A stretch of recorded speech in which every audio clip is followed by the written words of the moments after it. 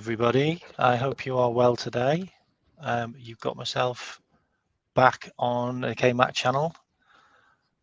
It's been probably maybe 2 weeks since I last did a stream. Big up everyone in the chat. Tonight we're going to have a little talk about transfers. Also probably going to have a talk about some of the games that we've just witnessed, and probably a little bit more about the upcoming tour in Singapore. And probably we can delve into a little bit more about some of the stuff in the news. If you've got any questions, definitely ping them in the chat. Big up Henry. Also, big up Redbird. Yeah, I'd say probably got a bit more positive vibes. But you know me, Mr. Negative all the time, Redbird. I've got someone else that's going to be joining me tonight. My good buddy and Liverpool supporter, John. He's having trouble connecting. Let me just try you again. Yep, Southampton definitely want to bid more, and we can talk a little bit more about that in a bit. Just going to try and bring in my guest.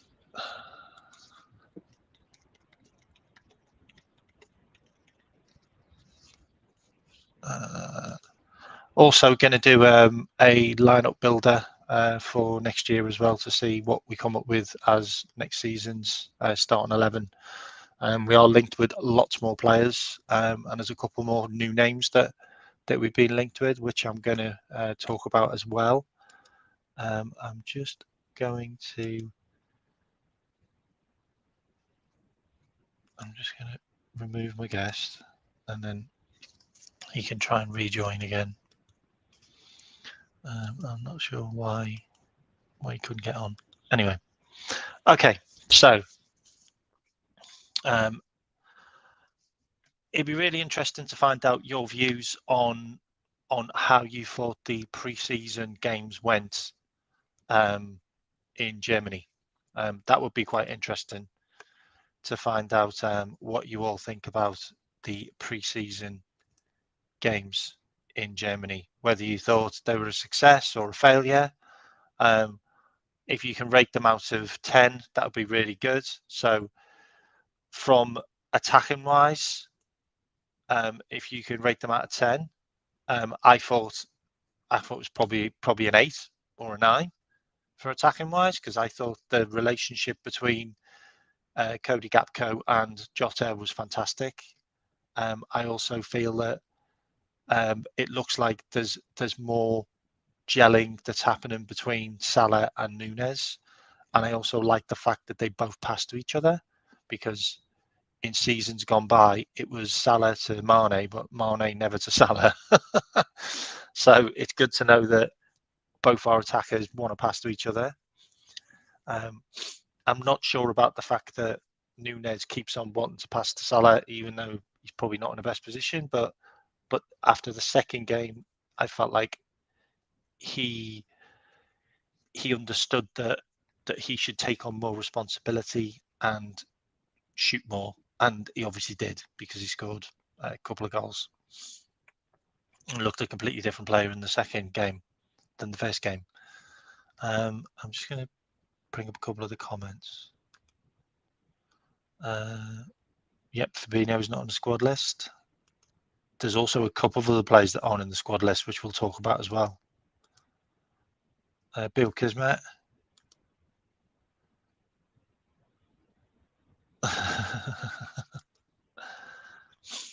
I don't know why my guest can't get on.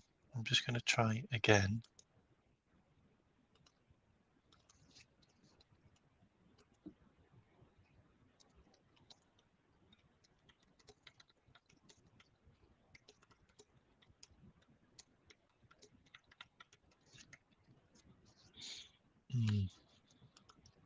I'm just going to ask the chat, can you hear me okay? Does everything seem all right? I can't seem to add my guest. I don't know why.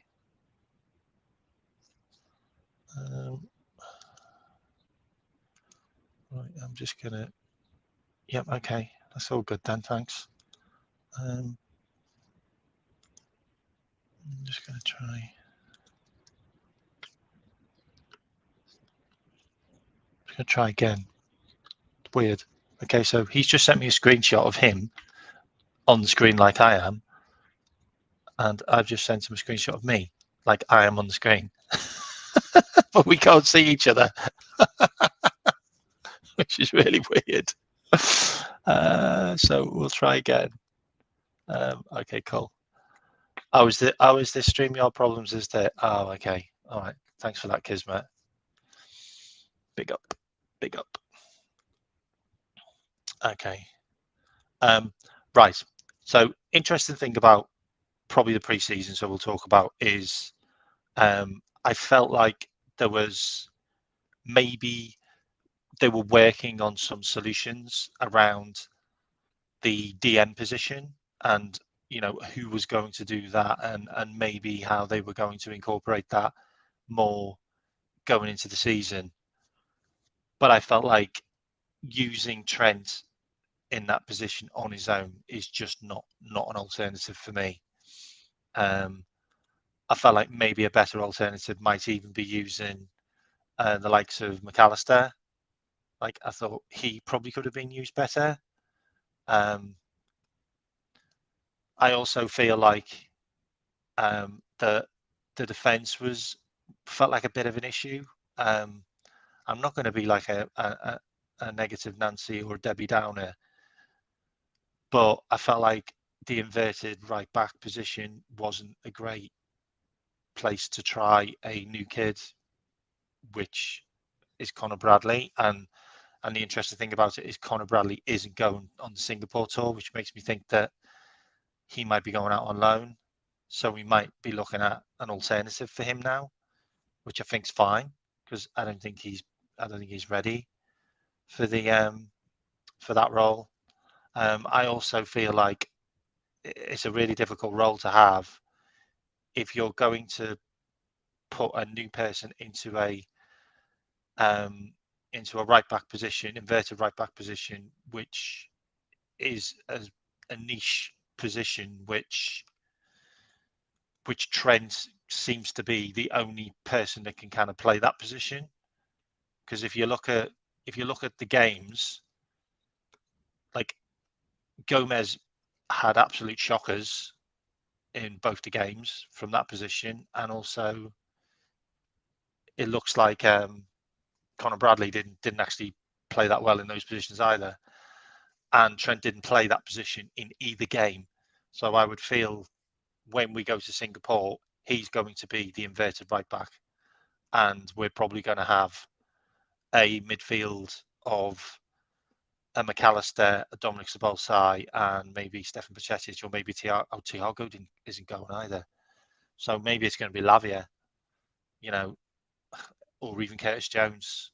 It's an interesting one because I still feel like we're missing a couple of squad players for positions. Okay, so he's in the chat, but he can't get onto the internet.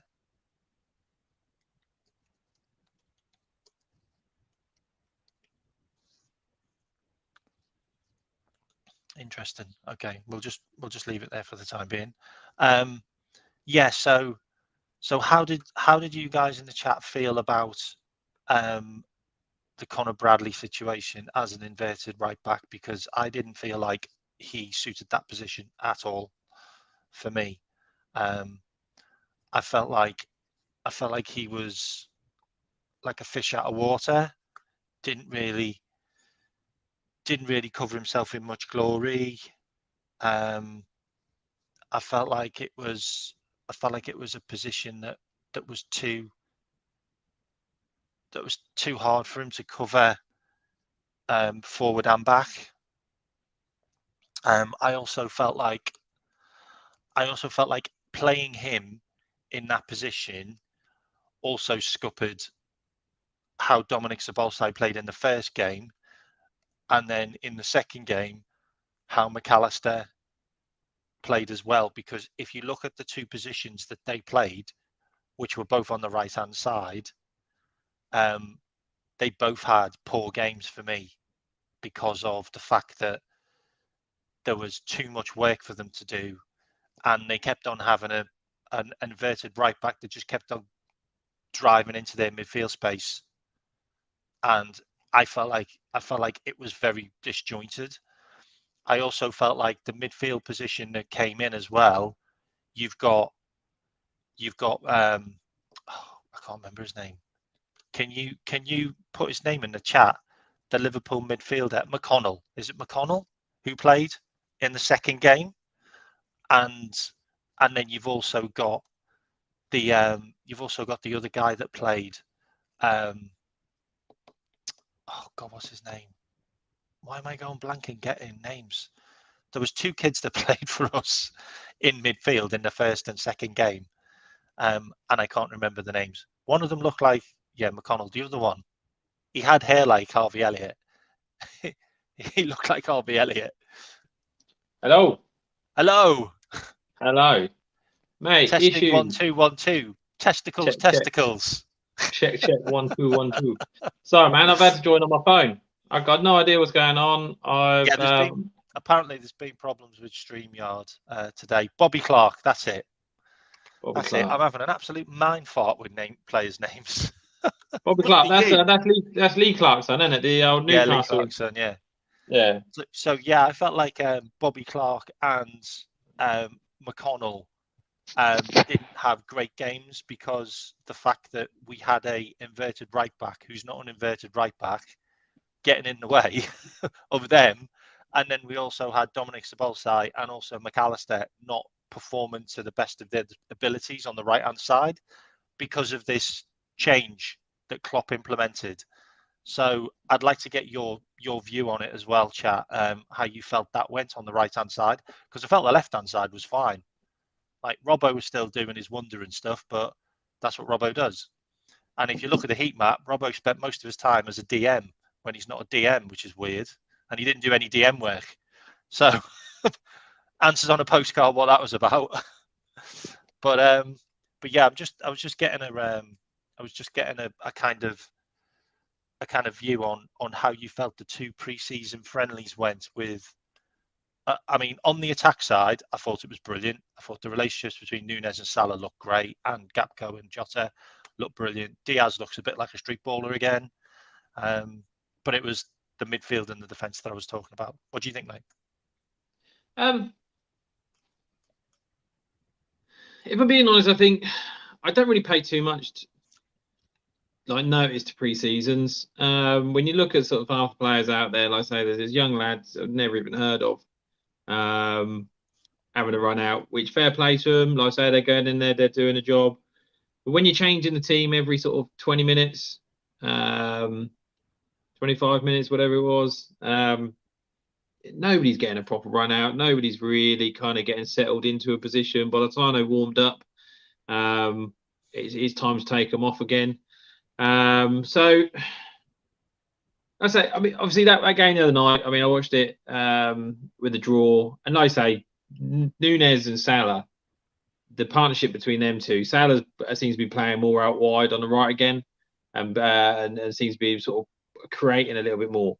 But I thought Nunes. I mean, you know my opinion of Nunes. I mean, I know last season you kind of weren't the biggest fan, but I honestly do think I've definitely backtracked after looking at some of his goals and also some of his highlights. So I have backtracked. Yeah, it is one of those things. Though, don't get me wrong. I mean, he's got to start doing it. You got some friends, mate. Big up John. There you go. Fan base. Big up John. There we go. Yeah, you got yeah, like I said, I mean, if you look at Nunes's stats when he was obviously in Portugal, very similar first season to what he's just had at Liverpool. I say a lot of running around like a bit of a headless chicken, getting in the right places, getting the chances, but not finishing for whatever reason. Their second season just exploded. I mean, the way we all saw it when he played against us. He tore us apart in the Champions League. We couldn't handle him. So He tore Leipzig apart as well. Do you remember that? yeah. He scored like 4 goals, I think. Yeah, so, I mean, I think he will. I actually think he'll come good. I say the ways. So I'm just trying to get back on. I now downloaded.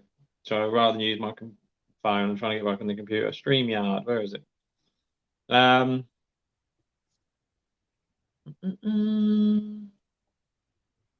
You do need to use it through Chrome. I'll do a couple of shout outs while you're doing that.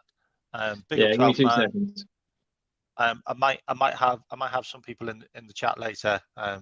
12 man. So if you want to like pop in and out, mate, might get you on later.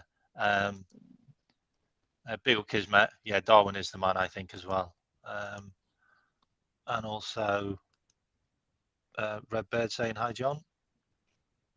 Hello, Redbird. Yeah, I say. I mean, I think that Nunes was. I think he was really unlucky the way he started last season. I think when you come in with the price tag that he had, to be then to then had the issues he had with regards to obviously sending off in the first game. I think all that's going to do, if I'm being honest, it's going to knock anyone's confidence. So I don't think that's still not working, mate. These dodgy Samsung laptops. There might be like something that needs clearing on your cache on your PC. That's what someone else mentioned in the chat. They were like trying to do IT issues. Yeah. I tell you, let me. You literally have an IT issues. Look, there's loads of stuff in here that people are talking about how to fix it. Yeah. Nah, I'll leave it on Clear your caches and temporary files and reconnect. It's like being at work. Mate, to be fair, it's a work laptop, and I've got to hand it back in tomorrow. I'm leaving West Coast. Oh wow! Yeah, 15 years, man, and I'm out. Wow. But yeah, story for another day. That one. But wow. Yeah. Okay, that's but breaking no, news. Breaking news. Breaking news. Yeah, you're going to see that on Sky Sports.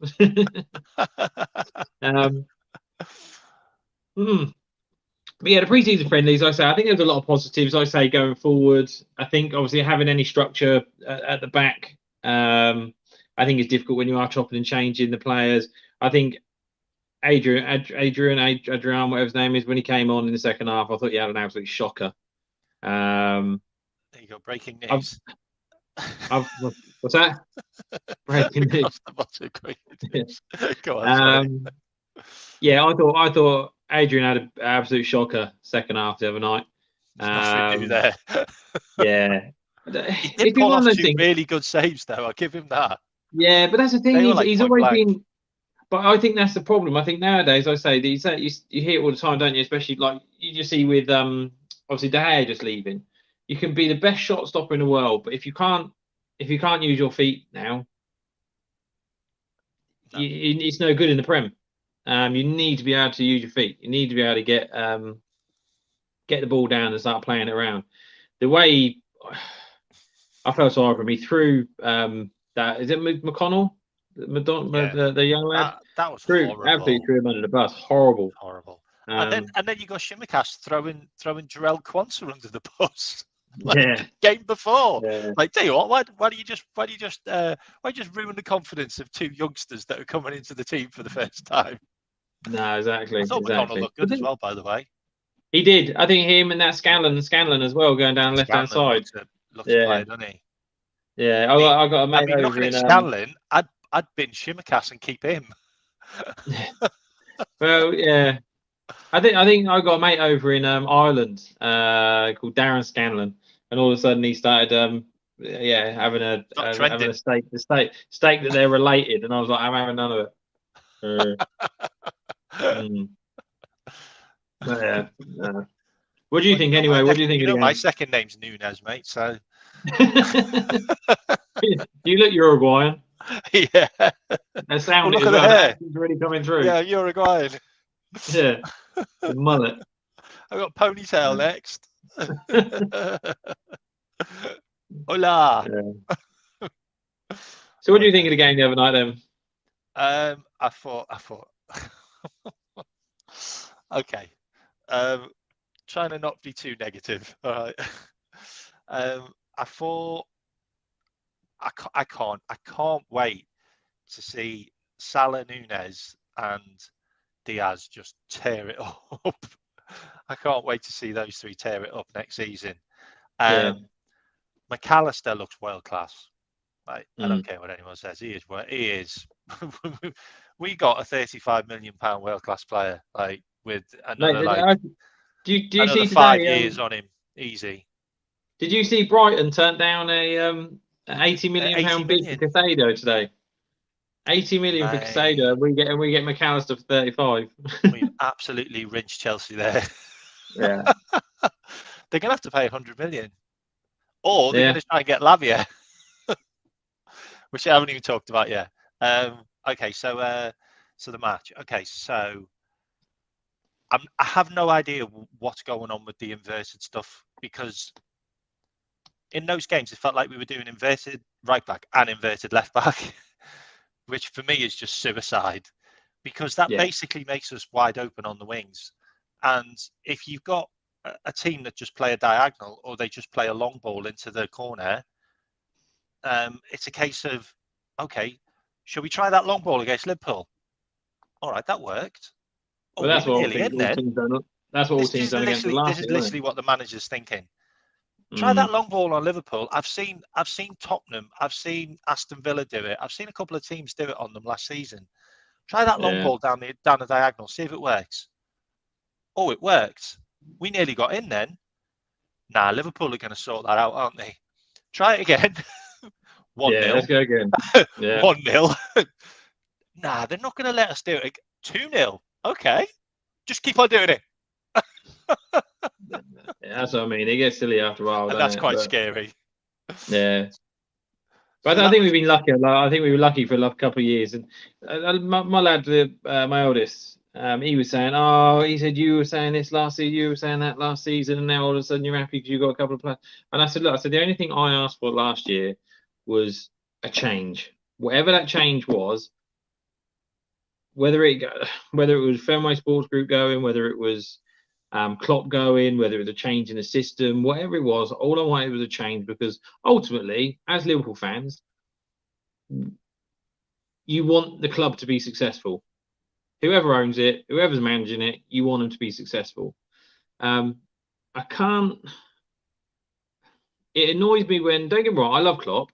I think he's a brilliant manager. I think he's done amazing things for us, and I think he will do amazing things moving forward.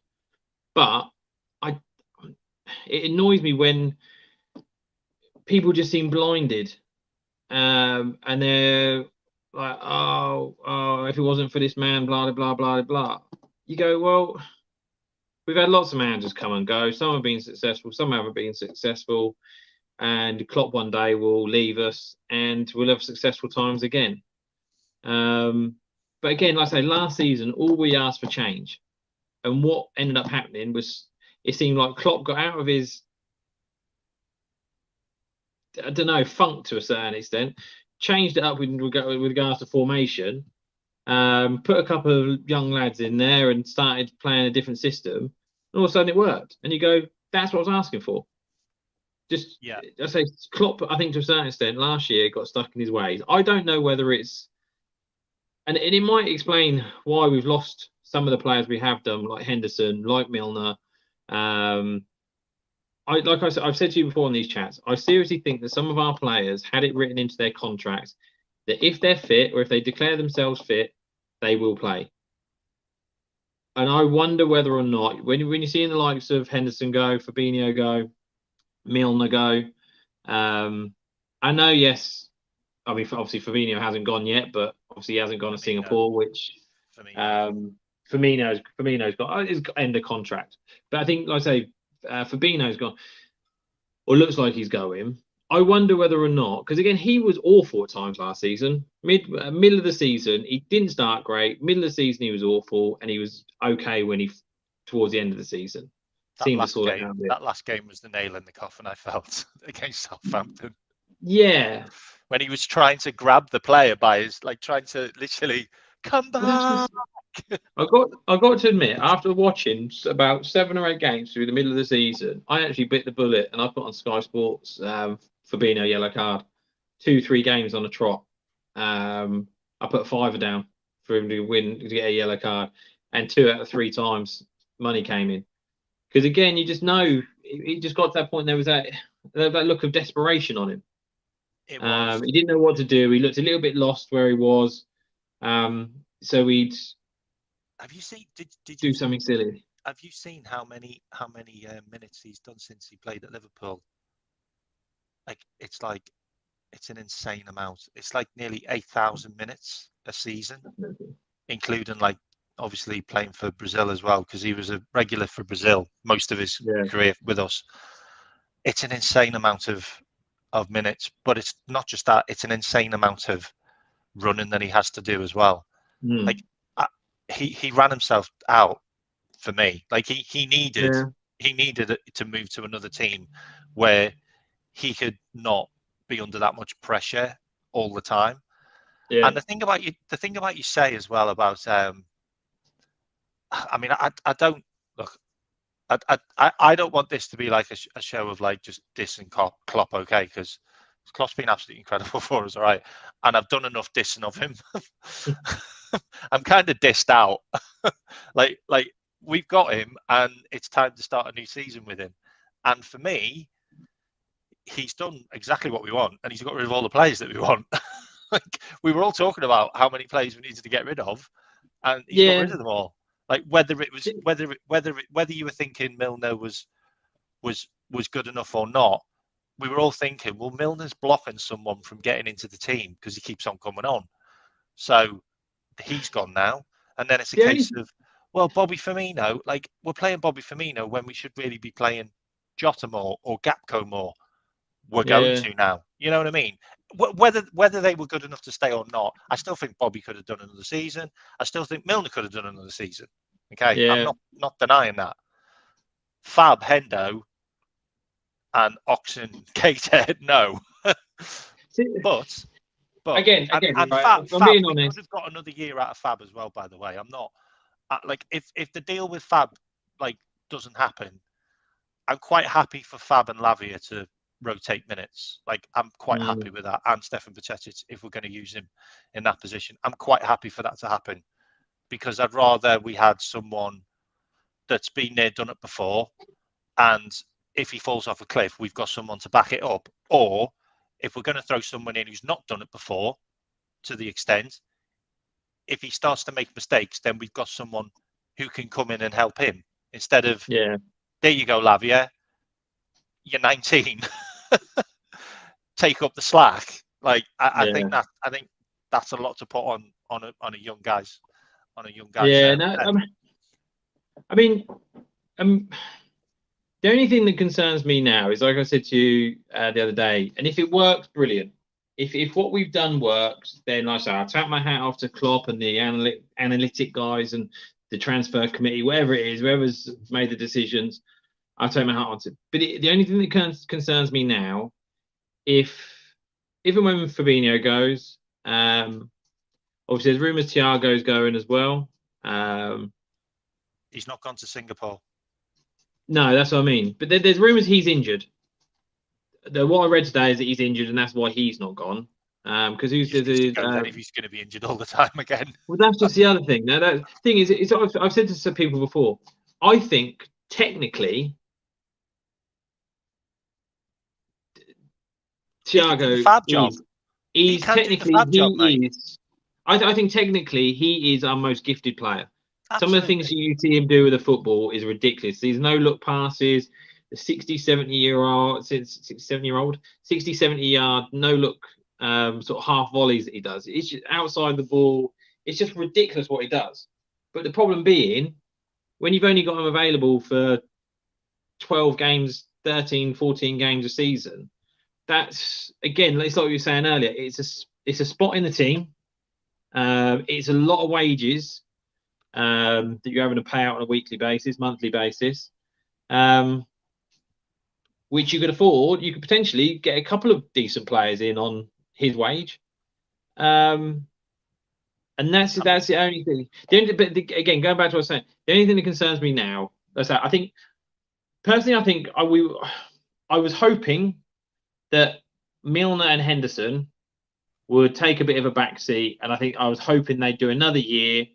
Milner, I was hoping they'd sign him up as maybe a player coach or something, because I think he could be an amazing advocate for the club and be an amazing example to all the young kids that are coming up and coming through as how to look after yourself and how to conduct yourself. And I still think Henderson. I mean, when you read a lot of this that goes on social media at the moment with regards to Henderson, I don't think he gets the credit he deserves. And I still think he had.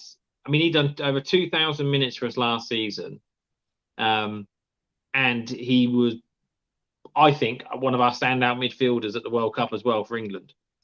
And even when he plays for England now, he makes that midfield tick. I don't think England has any leaders in the team. Even with Harry Kane as a captain, he might be the captain, but he's not a leader. He's not even the club captain. I don't get it. Yeah, the goalie was. yeah, Hugo Lloris. But I don't understand how he's captain over Henderson when Henderson sits in the middle of the park and basically dictates play. It's one of those things. I was chatting or defending him on one of the statements today that was on social media. And they were trying to compare him to Gerrard. And I'm like, you can never compare anyone to Gerrard, I don't think. Gerrard is my favourite footballer by far. I don't think there will be any player ever like him again. As an individual, Gerrard was just something different. Henderson, though, again, he's not up there football-wise. He hasn't got the talent Gerrard has or had. He's a better leader, better captain. But his leader, yeah. I mean, I said it on my. Did you watch my tribute show? Because I did a tribute to him and Fabinho, and I went through like loads and loads of stats and fun facts and what they've achieved and some of their best goals and games, and I went through all of that. And like I've had this argument before on other channels about Gerrard and Henderson. I don't compare them as players, but Henderson's a better captain. I'm sorry, like. Yeah, absolutely. The crazy thing about it, is we're not comparing them as players, but if Henderson hadn't got red carded in that Man City game, when we had Brendan Rodgers, we'd have won the league with Brendan Rodgers. Yeah, 100% agree. I mean, you can talk about Henderson as a player in those circumstances as well, because if he was in that game at Chelsea when Gerrard slipped, Gerrard wouldn't have slipped because Henderson would have been there. And Henderson would have been mopping up. Yeah, no, I agree. I've said that before. And that season, I mean, Henderson makes the teams tick. He does all the simple stuff, and he gets none of the credit for any of it. Hold on 2 seconds. My daughter's talking to me. What are you saying? Where was it? Yes. So I'm just going to follow on from John while he's busy doing that. But like the chat know that I've been a huge admirer of Henderson like over the years of what he's done, but it was time for him to move on. I felt because I felt like he was becoming too big a character inside the club when we needed a new character, we needed new voices, we needed someone to talk to the team differently. They just kept on hearing the same voices over and over again, and I wanted to touch on that as well because I feel like, are you back on now? Yeah, back on. Yeah, cool. I wanted to touch on that as well because I felt like two things happened last season. I felt like there was something personal going on in Klopp's life for half a season. Like, I don't know what that was. Maybe it was like, I think his dad died or his mum died or something. Something happened in the family, I remember. And that might have affected him. Also, something happened in Fabinho's family as well. And the guy looks like he never got any sleep. Yeah. which is a deciding factor as well. And you have to look at that as well because Salah was mentally scarred as well, and he took that into the final half of the season that we went for the quad. because of the hurt that he got over not getting into the and losing the finals, losing the final, and not making it to the World Cup. That was a deciding factor on his form, like I felt. But that I'm moving on to something else. So I think something happened, and Klopp basically got dragged into an office somewhere and got told, right, your position is becoming untenable if you don't start changing things, because our form is going to take us out of the top 4 and we're going to lose money. And if we lose money, that affects FSG. Yeah. And he changed things, and we went on this mad run where we won, like, I think it was like 13 out of 16 games or something like that. Yeah, the finish. Yeah, it was a crazy run where we never conceded any goals either at one stage. And the scary thing is, we still didn't look great. No. But we were getting the results, which was the difference. Because I think even like at the start of the season and midpoints of the season, we were still running games. We were having a silly amount of possession. But like you were saying earlier, all of a sudden it was ping, and it was one end of the ball was one end of the pitch to the other, and they'd score a stupid goal with 1-0 down. You're like, but you're sat there during the game going, oh, if that pass goes through, we are done. Oh, that pass went through. Oh, yeah, there we go. There goes. Yeah. Cool. Look, we've left ourselves open like we did last weekend. Oh shit. Yeah, exactly. So where I was going was something happened there, yeah, and then it got towards the end of the season, and Klopp must have been evaluating, like, who can I take into next season? And it's not a case of, oh well, they're all going like the season before. He's literally sat there going, nah, there's players that aren't gonna cut it next season. So he sat there and he's got a list, and he's sat there going, right, okay, who? Okay, Firmino's going. He's going on a free transfer. Then I've got Ox is going. Then I've got Case is going. And then he's like, oh, do I really let Milner go? I don't know. But he went to the board with that, and the board said no. Yeah. So then he sat there thinking, right, I've now got this new formation that I'm going to try for next season, which means that, do I need any left backs? I don't see us targeting any left-sided centre backs, which is weird. So maybe that's going to change. Then you got the right backs. Well, he sent Ramsey out on loan, so he obviously didn't think Ramsey was up for being a backup. No. So then you've got Gomez has stayed. I think Gomez is okay as a right back, but I don't think he's an inverted right back, and I certainly don't want to see him as a centre back. Yeah. So you've got all of this conundrum about all of these players, and then George Smacked arrives. Now, I feel George Smacked is basically doing what Klopp doesn't want to do. Okay, so it's like me going into West Coast. Actually, that'd be a bit difficult because I'd been there already. But if I hadn't, it's like you coming into my company, yeah, and me going, okay, you're my mate, I get on really well with you. I need you to sack all those people, but I don't want to. I don't want to do it. Yeah. because I know them really well, and they're like family to me, and I don't want to feel that pain. And I don't want to come across as being that guy because I'm the huggy guy. Yeah. And I think that's what George Smacked is. I think George Smacked is literally just coming in and just wielding the axe for Klopp behind the scenes. And let me make it clear, it's a really good strategy because people won't fall out with Klopp because it'll still be, oh, we can hug Klopp and he's not going to get rid of me. But I do agree with that. But at the same time, I don't think if it wasn't for the Saudis coming in and offering Henderson the money he's been offered, and I still think they were both available though. Well, obviously they've got to be ultimately they've got to be available. Yeah, ultimately they've got to be available if they've let him go, right? Because I mean, what Fabinho had 2 or 3 years left in his contract. Hendo had 2 years. So my view, one of the guys that runs one of the Facebook groups, Neil McKillen, I think his name is. But I said to him, I honestly thought what you'd see with Henderson is he'd do the next season and then go next summer.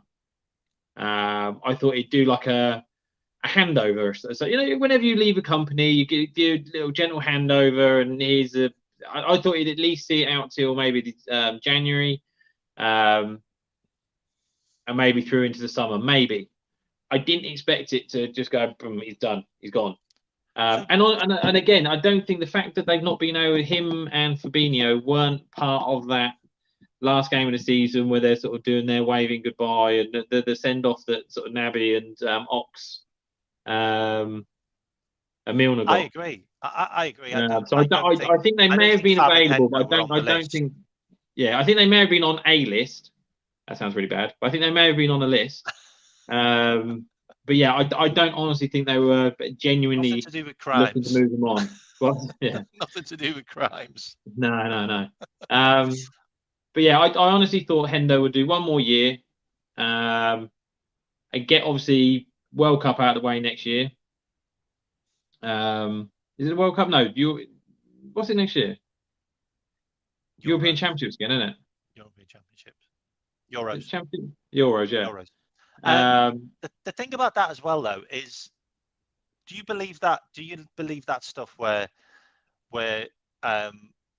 obviously Hendo had been approached by an agent from El Haki, whatever it's called, taxi cab, whatever they're called. I don't know. The club that hasn't got any money. The only Saudi team that hasn't got any money. But do you really think that he obviously got talked about the wages and that, and he was like, wow, okay. And then he's gone to Klopp and said, I've had this offer. What's going to happen next year? And Klopp's literally turned around and said to him, you're not going to play that much. And then he's gone, right, I'm off. I'm not buying it. No, because I still think Henderson would have played a major part next year. But I'm not buying that. I'm not buying that media hype about Henderson saying, right, I'm off. No. I think they would. Even when you see the interview with, you see Henderson sign off, it's quite emotional. And then you see the goodbye from Klopp as well. Have you seen the video that Klopp's done as well, saying goodbye, Skip, and all the rest of it? It's really they're both quite emotional. And I think if there was anything that had gone on that was a bit like, screw you, I'm off, and it left a bit of pill, I think Hendo would have still done his bit to obviously try and sign out and keep the fans on side. But I honestly don't think Klopp would have done it, because we've had players leave, and Klopp's not done anything like that. So I think there was a bit of mutual respect. I think Henderson's ultimately, you got to think, Henderson's probably walked into the office and said, "Boss, I've been offered 700 grand a week for the next 3 years." And even before the conversation's gone any further, can I play Jürgen on this? Okay, you can play Henderson and I'll play Jürgen, because I'll tell you how this conversation went. Go on. Yeah, he goes, I'm not going to try the accent, but boss, I've been offered 700 grand a week to go play in the sun for the next 3 years until I'm 36. Ha ha ha ha ha. Can I have that job? Yeah, exactly. He's going to go, mate, there is no bad. Take it. There's no conversation to be had. You've got to look after yourself. You've got to look after your family. I mean, that's not. Don't get me wrong. Footballers earn enough money as it is. We all know that. And if it wasn't for them earning the money, it'd be some fat cat sat up in the bloody box somewhere that'd be earning themselves. That's the shelf life, mate. Yeah, but that's just it.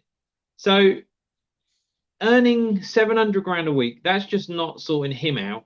That's generational money. That's sorting him out. That's sorting his kids out. That's sorting his kids' out. His next 3 or 4 generations are going to be sorted.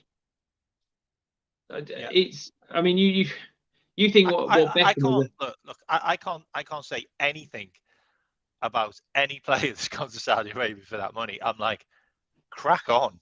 Like, Kante got how much? I'm like, do it, mate. Fair play. That's what I mean. However, you're getting paid 4 times. You're being offered 4 times as much to go play in an easier league and live in the sun like a king. However, there is a part of it where I think that it does smell a bit whiffy. Like, all of the teams which you're getting investigated for FFP all seem to have sold loads of players to Saudi Arabia. Yeah. who might have some connections to them. Yeah. And Liverpool aren't one of them. We've only got connections because of one of them used to be a manager for Fabinho, Rio Ave, and that's Nuno Espirito Santos. So he actually brought him through when he was like 18, 19 years old. So they've got connections. And then the other one's like took over from Steven Gerrard because that Steven Gerrard is the manager. So it's like, yeah, we're not involved in that shady stuff, but I think all the others are. No.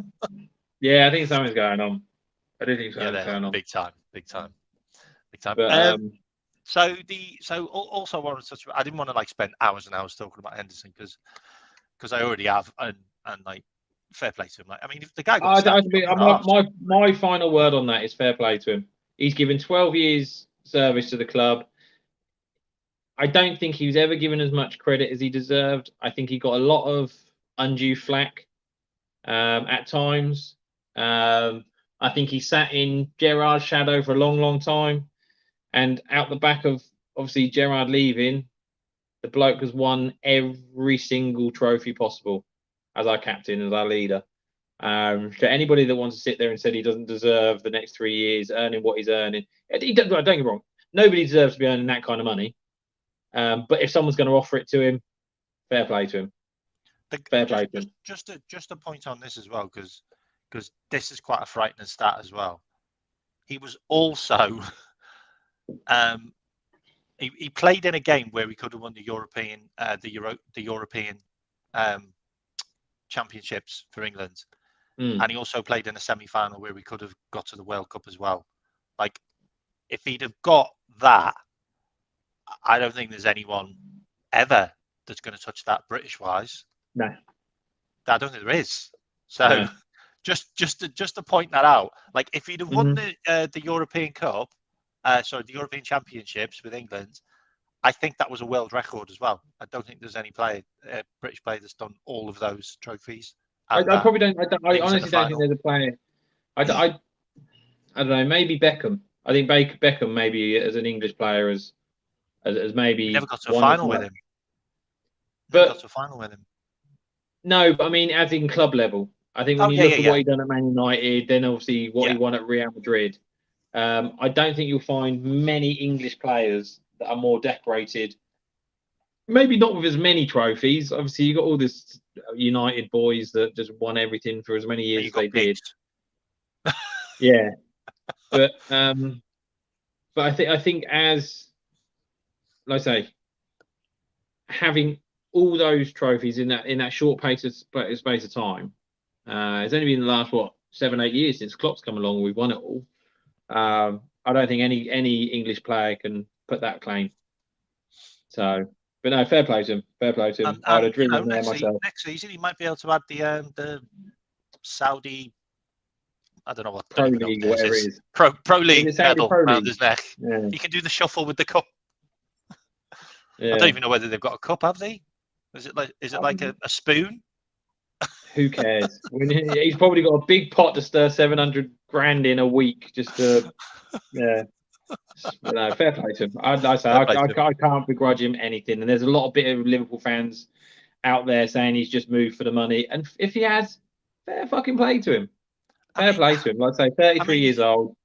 I mean, he's moved to the money, but let's be honest, we all gave him so much shit last season and the season before that that he was kind of becoming a bit of a scapegoat. So for me, I'm like, 100%. He took the right option. Anyway, that's happened. We move on. We digress.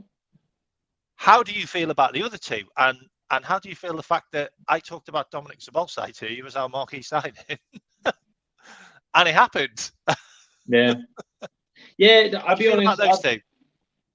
Szoboszlai, whatever his name is, I'll be honest, knew very little about him prior to coming to us. And then you do your bit, you get on, you get online, you start having a little look at the videos, and you see him playing in the shirt, and the bloke looks something special. 22 years old, seems to have been playing forever and a day when you look at sort of the videos going back over the years. And to be the Hungarian captain at the age of 22. Yeah, Maybe but, when he but was to be 16. to be the Hungarian international captain at the age of 22, that's one And hell of a responsibility. And that's and what I he wonder whether plays we're not he we've plays allowed. left wing as well, by the way, for Yeah, Hungary, which is crazy. Like, yeah. But then there's someone saying the other day he plays on the right as well, which is obviously yeah, where um, Trent plays, or has been playing in that right midfield position. But he's not being a right back. no, He's not being a no, right back for us. But no. he's sauce. He's sauce. Like, Yeah, he does look something special. I mean, And I just the hope. way I kind of summed him up was, we talked about Henderson last year, who kind of took on that role of being that right-sided midfielder that just made that dummy run all the time into the box, Yeah. and it worked. And he got more than 40 touches every single game in the opposition box, playing that Yeah. position. Put Dominic Sabelsi there. Like, there's your blueprint. Like, they used Hendo, and they're like, okay, can we get a player that can get that ball in the box now? Will he create? Will he score? Yeah, there he is, Dominic Sabelsi. Can he get back to help the defence? Yeah, you can. Yeah. Done. I'm looking forward to. I'm looking forward to next season. Like I say, after last season, there was a bit, and there was a lot of people banging on about. It's it. Last season, I think we've had this conversation before. Last season, not 22, 23. No, season before that, 21, 22. There's so many people banging on about our forwards. They were aged, and we needed to make some changes. So we went out. We bought Diaz. We bought Nunes. Jota came in. But Bobby was still hanging around. But we made those changes, and we brought in Gakpo.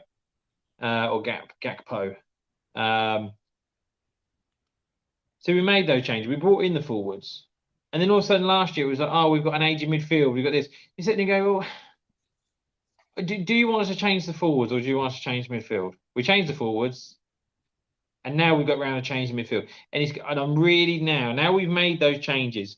And like I say, I sent you a message the other day.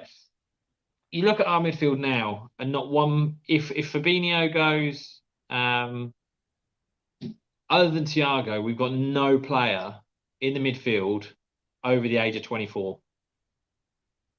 That's us potentially set. Don't get me wrong, there'll be a few tweaks along the line, but when you've got like Bashetic, was he 18? Bobby Duac, and how good has Bobby Duac looked in Ben Duac? Sorry, not Bobby, Ben Duac. You can call him Bobby Duac. Yeah, yeah, I called him. Yeah, but yeah, how good has he looked in pre-season? 17. But yeah, you got Duac coming through. You got Elliot,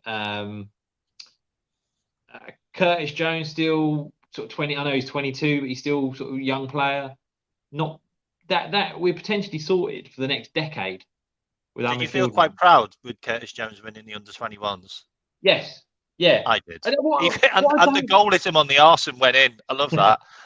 the bit I do not get, and I will never understand though, is when you've got um, what's the lads? Is it Gordon? Kate Gordon. No, the other one. Oh, the Newcastle Everton lad. now at Newcastle. Yeah, Why the fuck is he starting in a game and you got Harvey Elliott on the bench? I know. I just don't understand. I don't. I've got to be honest though. I do think he's a good player. Like, I don't want to admit it, but I He's do quick. watch him and think he's quite He's special. he's quick. I just don't He's see an him having much. arsehole, but he's quite Yeah, special. but he's quick. I just don't see him having much end product. That's the only thing. It's like Um, it's like he it's like a lot of Richarlison rubbed off on him, and he just became a bit of a dick like Richarlison. You know what I mean? yeah. He reminds me of him. I mean, he's even dyed his hair the same colour. I think he probably wears the same clothes. Like, Yeah. Anthony Gordon, that's it. Anthony Gordon, that's At it. least he plays for Newcastle now, so he can be Yeah. an asshole for them. But there was a lot of players in that team. Don't get me wrong. I mean, obviously we won it. You can't knock it. But there was a lot of players in that team. I looked at and you go, He's a I've coach. never even heard of you. Sorry. I've not. Well, I may have heard of them, but not in any big way. To be keeping out of a team, a player like Harvey Elliott, that when he plays for Liverpool, yes, again, I think he's someone that I think we play him out of position, and then when we play him out of position, he then gets a lot of stick, and he's made out to be a bit of a scapegoat again. But although he's played out of position, he still plays well.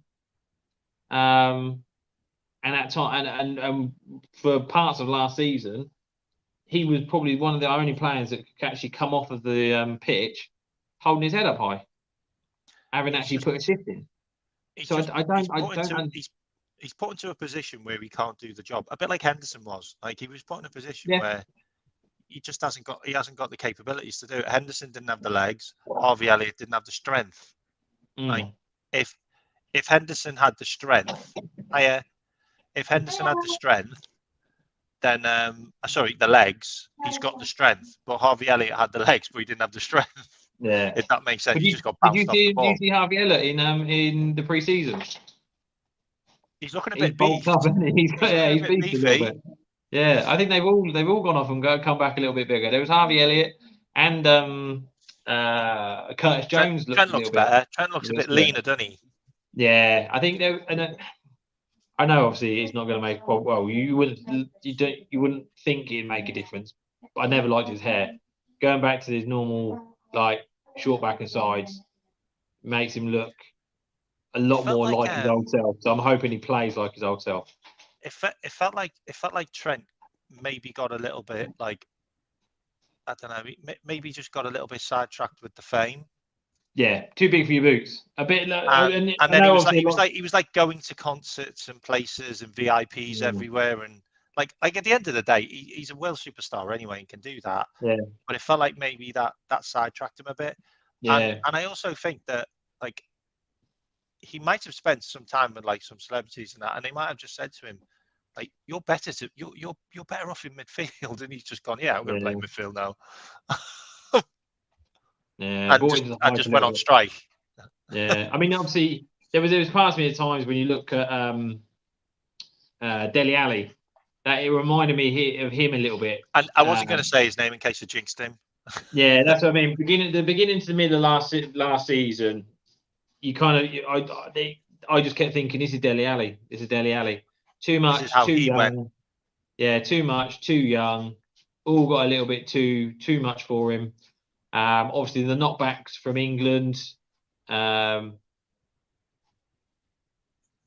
I just thought that it just psychologically, it's got him, it's beat him.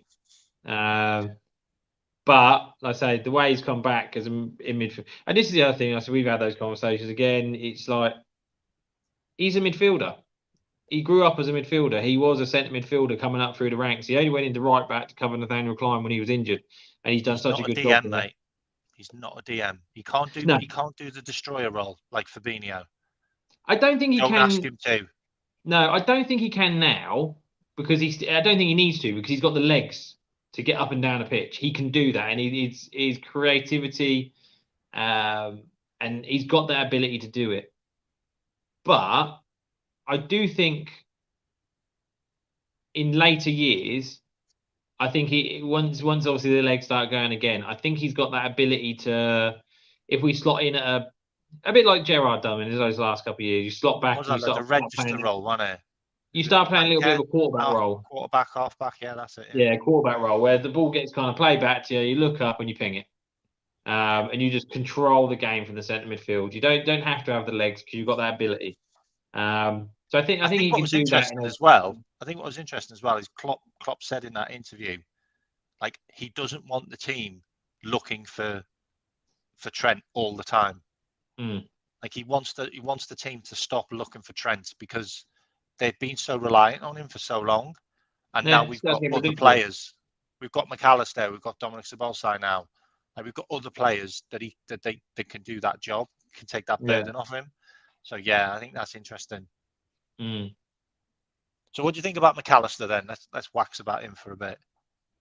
Mate, there's so many people, again, you sit in these forums and they turn around and say, oh, Liverpool shopping in the bargain bin, as normal, FSG For not that willing to guy, put their hands in their pockets and blah, blah, blah. And you that was sit just there and good go, business. yeah, you go, right, the guy's a proven Premier League footballer. He in a team that finished sixth in the league last year and were hot on our tails. I think had we, oh well, obviously if we hadn't found a bit of form, they'd have been above us. Yeah. The way they were going. When they're in the same, they're in the Europa League with us. They're in the Europa League with us.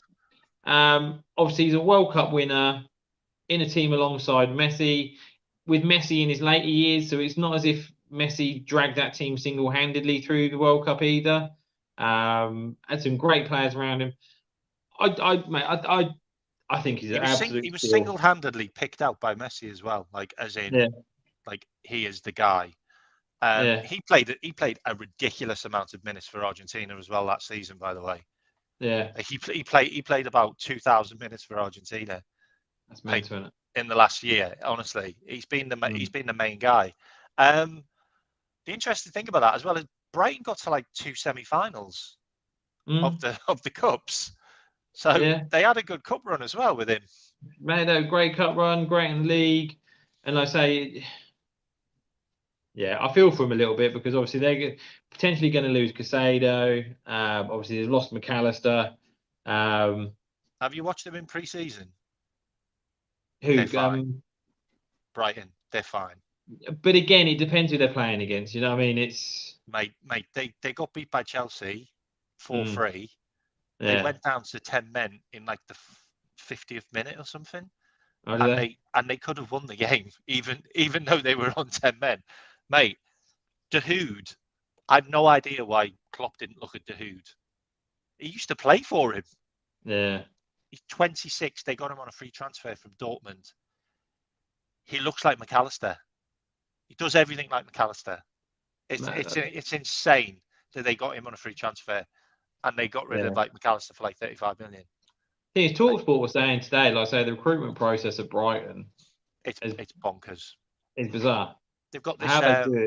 They've got this Ivory Coast international, Akinhinde, or his name is. Like he's like 21. Like he's a left. I think he's a left winger. I think he's a left winger. If he plays where Matoma plays. But he was out on loan in Belgium. He scored like 15 goals and 15 assists. And he just played one game and scored 2 goals in the pre-season. And he looks unbelievable. Yeah. Like they've just got another player. Like, there you go. Who's this? I read a story. João Pedro looks like a hell of a player now, by the way. Who's that? The guy from Watford, João Pedro.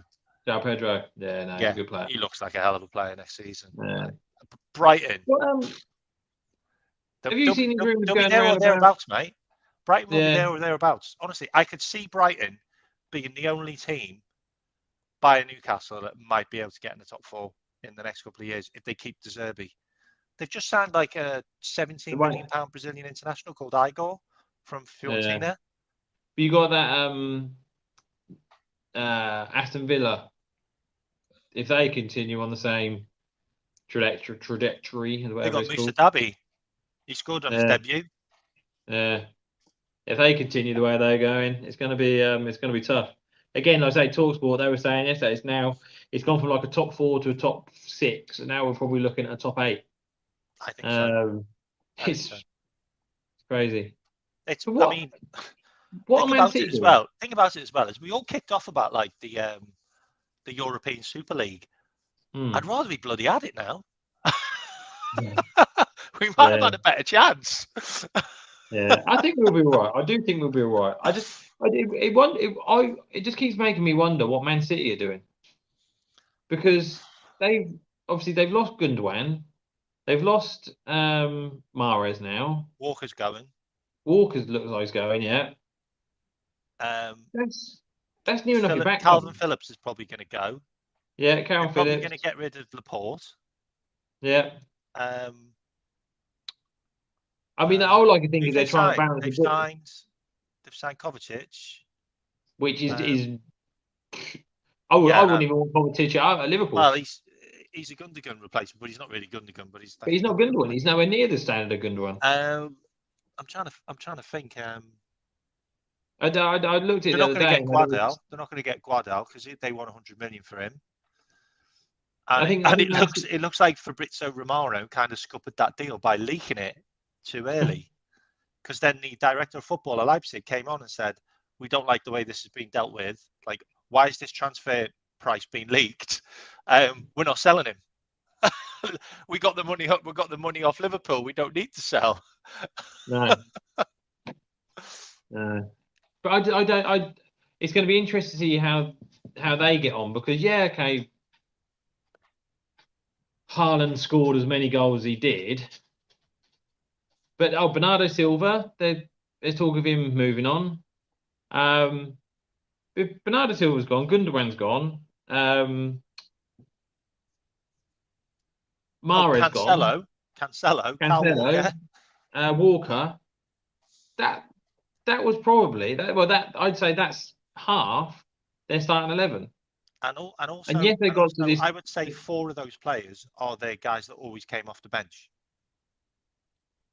Yeah, they were scored. They were adding goals to the big time.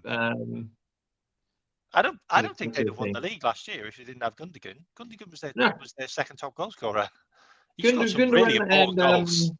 Gundogan and Silva. I think, don't get me wrong, Haaland, yes, he was scoring all the goals, but they were 2-3 yard tap-ins.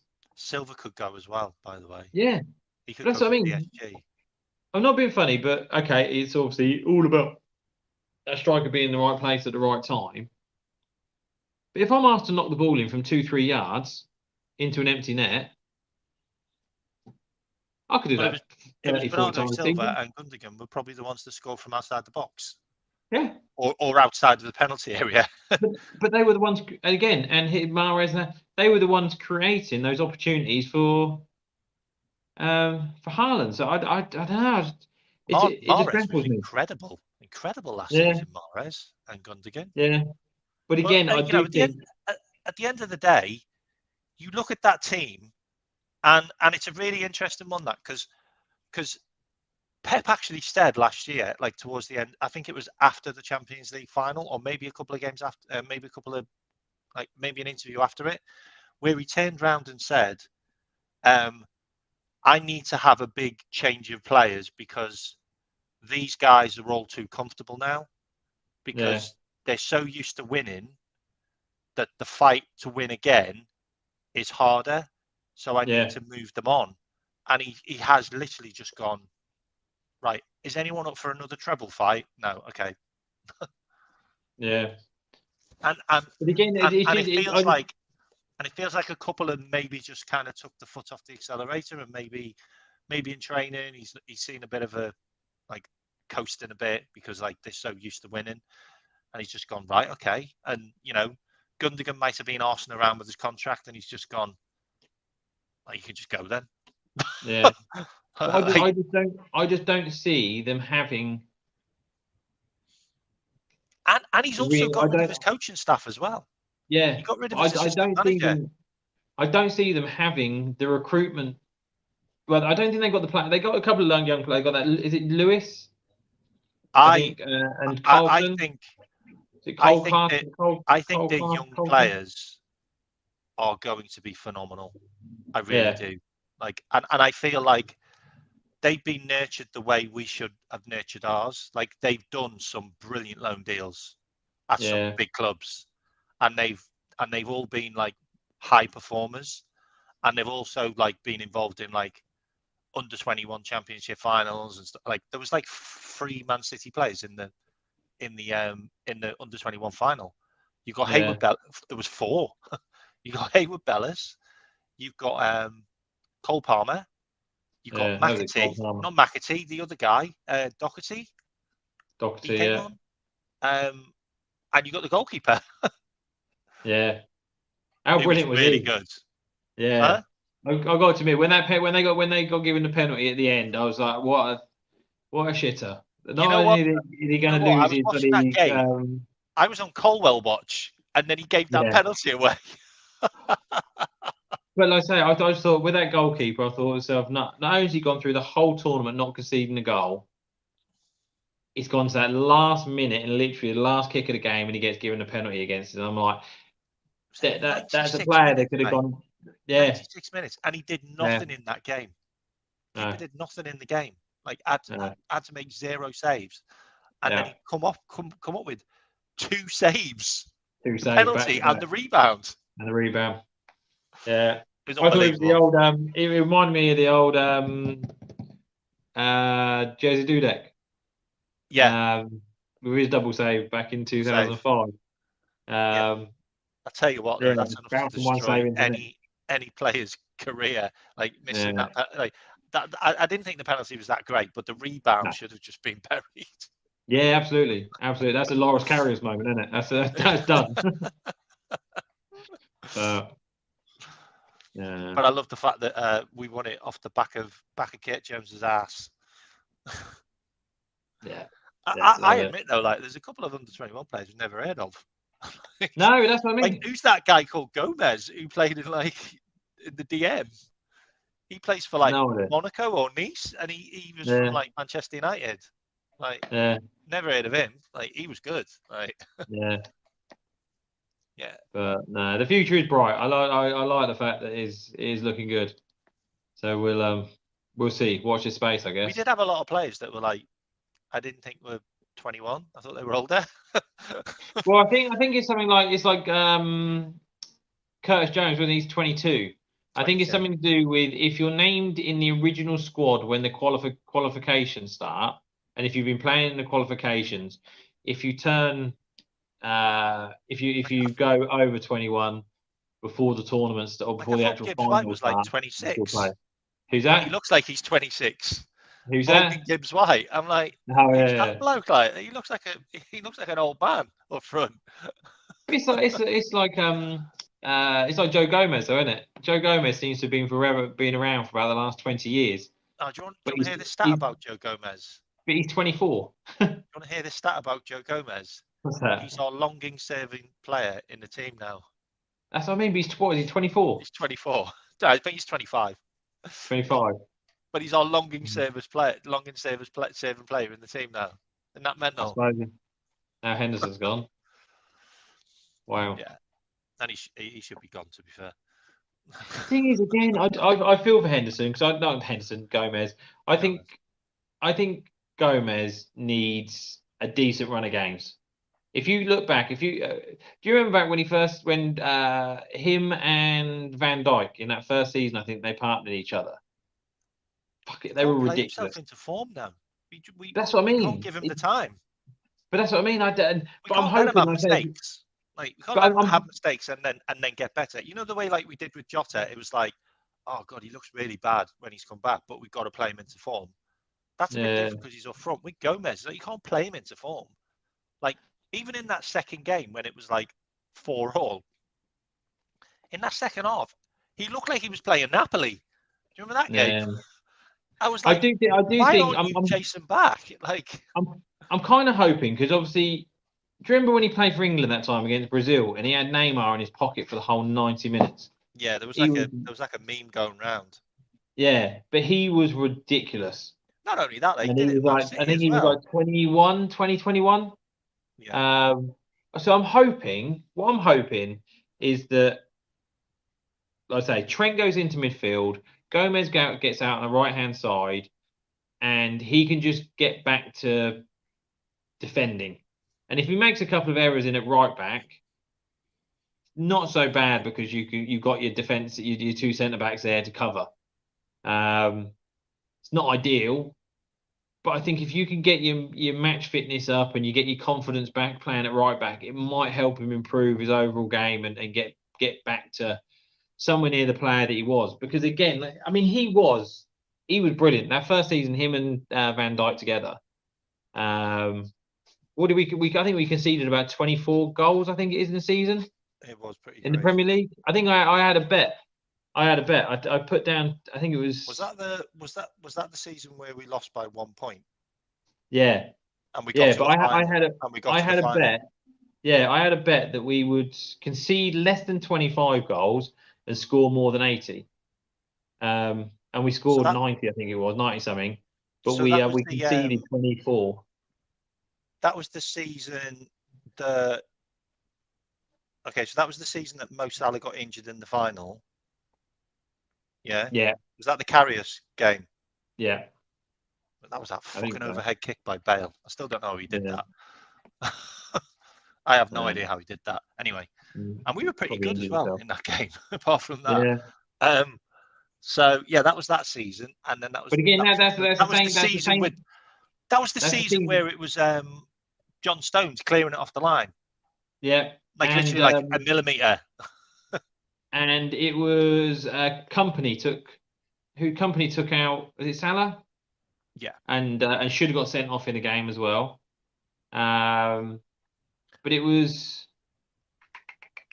Was that the game where Raheem Sterling was offside when he wasn't? I can't remember. Was that season? Do you remember that season where? Yeah, it was. I think it was where Raheem Sterling. They said he was offside when he was actually in his own half against Man City. Was that for us or for them? No, that was for us. That was when he was at us. Okay. That wasn't Rodgers. That wasn't the Rodgers. Sorry, talking shit.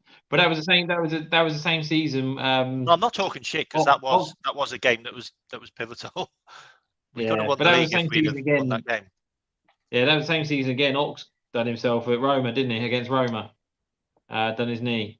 Never the same player after that. I loved Ox. I think he was an absolute baller. I think he was brilliant. That was him done, wasn't it? Or was that? Yeah. No, didn't he get an injury after that for England? Let's say he came back, didn't he? Well, I think he came back and he just seemed to get. That was in the World Cup. Yeah, he got World Cup, didn't he? Yeah, he missed the World Cup because of that injury. He done his ACL, didn't he, in the against Roma, and then I think after that he just come back and he just tried too hard. He tried too hard. He couldn't get into a natural rhythm. Huh? Yeah, hold on. Alfie wants to say hello. How do you? That was also the season where Gomez got injured for England as well, wasn't it? Yes, yeah, fractured his shin, didn't he? Done for like a year. Yeah. And again, that's another thing. Henderson just doesn't seem to be the same. Sorry, not Henderson. Gomez just doesn't seem to be the same since he done that. No. Fractured shin, didn't he? Like he's a bit like Thiago, and he's like a bag of quavers now. Big up Quasi. You should definitely watch some of his shows. We've had some brilliant arguments on his show. Arguments. It's like carnage. It's brilliant. It's almost like WWE wrestling. Like if it was like live and we were all in the same room. Some really good shows. You should check him out. Okay, so I wanted to talk about DM now. So, what do you think of Lavia then? Because I think Lavia could be done. However, the fact that Chelsea have just had an £80 million bid rejected for Caicedo means that they could now be sniffing around him. But I think Lavia's already had the Klopp stalking, the phone calls. Yeah. He's probably had Klopp on like. You let him in, Heidi? He's probably had Klopp on like Facebook chat going. Yeah, come to Liverpool. Lavia's another hugs. Yeah, Lavia's another one of those. A little bit like that Szoboszlai. Know very little about him. Obviously, Southampton done nothing last year. So when it came round to, there's a possibility they could have stayed up if he hadn't got injured for 3 months. Yeah, but I don't know. But I think they done relatively nothing last year. So I've got to admit, when it came round to match of the day and stuff like that, I just turned off. I didn't bother watching any of their games. And then when I've gone through the again, you hear we're linked with a player, and you start looking at the YouTube videos and all the rest of it, and you then start going, this lad's, like I say, 19 years old, 19, was it 29 appearances, 2,000 odd minutes, and at times, I mean, there was a video someone showed me the other day, and he said this is worth signing him alone, where he turned, I think it was Anthony and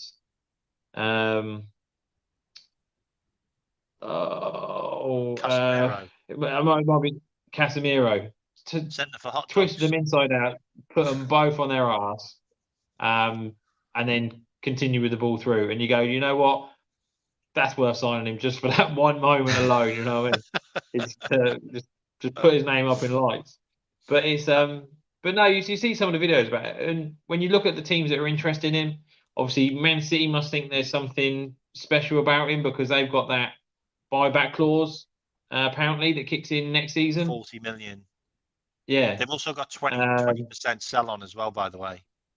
yeah, which is probably again why Southampton's like I agree. No, trying to get as much I as they agree, can right? for him. Yeah, I agree. But Yeah, the thing that gets me is they're selling players for like 15 million, and then we're going to give them like 50. Like, come on, yeah, that's not how we do things. no.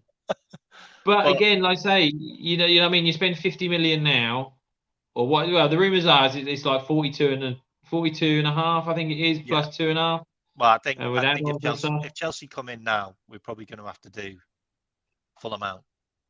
Yeah, it depends. I mean, I've heard personal terms are agreed, and if he wants to come to Liverpool and Yeah, we meet the valuation, but if then Chelsea offer more, then it's going to be a case of, well, Chelsea have offered more, so yeah, if Lavia don't want to go there though, Man, Man, Man City will take him next year, so they'll probably just keep him. yeah, Think about him as well. I will talk about him. I feel like he's ahead of Caicedo in years and games because Caicedo's only played like 20 more games, believe it or not, which is crazy because yeah, he's like the best midfielder in the world, like in that position to everybody right now. mm, And I'm not doubting that he's not going to be incredible, Caicedo. But Lavia's 3 years younger, and his stats kind of match like where he's going in his yeah, progression. So I think he's the type of player. If we don't get him, then it's a Bayern Munich or a PSG or Real Madrid. yeah, It really is. yeah, I can see him just sitting in one of their teams, like, yeah. and we'll be like, oh, you know, we should have just offered that extra 5 million, That's the or why thing. I didn't mean, we so go many and get him? people. He was at Southampton. Yeah, so many people sort of. Let's do it.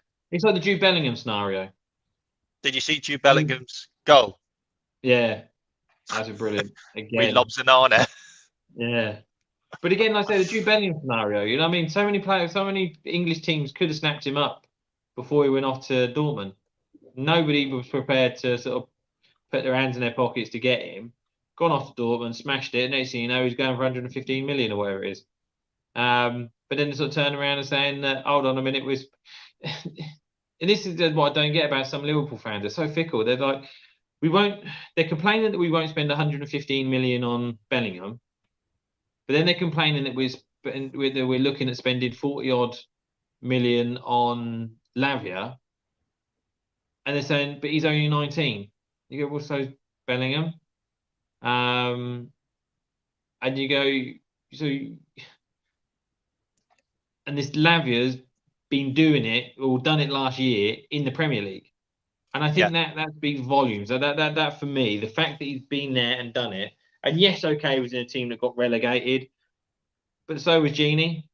Genie got relegated with Newcastle when we took him in, and how amazing he was. that's a really good Um, point. Robbo, Robbo was in the whole team when they got relegated. Came in, been amazing for us. Yeah, Um, don't say Andy Carroll. who? So Um, Quasi said like that if we get Lavia, we still need one more midfielder and a defender. I feel that if Thiago's fit, then I think we should be okay.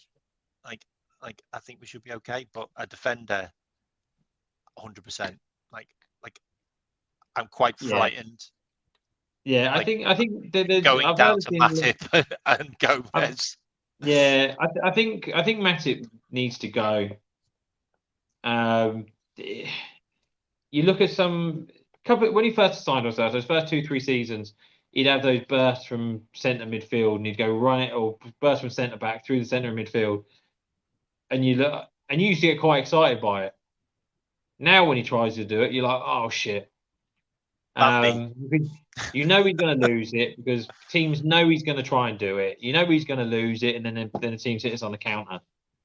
And you're like, but I've read again. There's been linked with. Not only that though, he does the dangly leg thing now, and when defenders start doing that when they're in the 30s, you're like, I think that's time for you to go.